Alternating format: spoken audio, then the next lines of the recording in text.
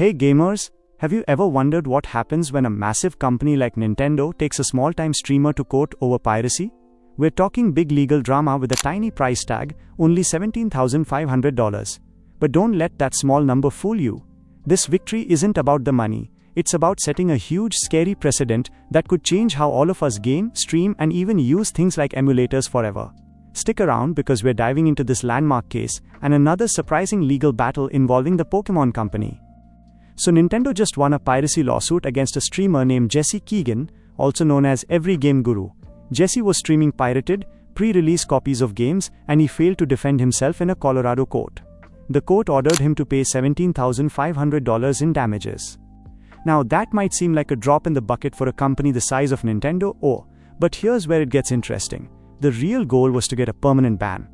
Initially, Nintendo tried to get the court to order the destruction of circumvention devices like emulators and issue an injunction against unnamed third parties. The court actually struck those demands down, saying they were too unclear and unreasonable. Why?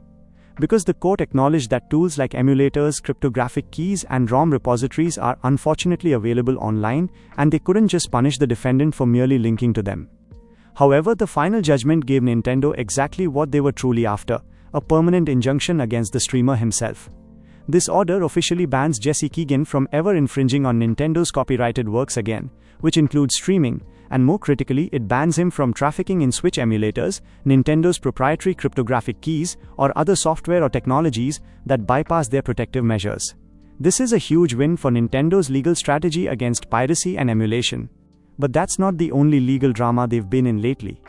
In a completely separate situation, Nintendo and the Pokémon company tried to secure a new patent for a very common in-game mechanic, the concept of summoning one monster to fight another.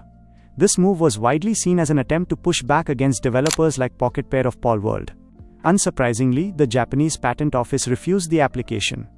They pointed to a whole host of existing games, like Ark, Monster Hunter 4, Craftopia, and even Pokémon Go, all of which used that exact mechanic and existed well before Nintendo's new patent attempt.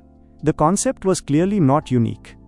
However, in a shocking turn, a nearly identical patent was actually awarded to Nintendo and the Pokémon company in the United States back in September.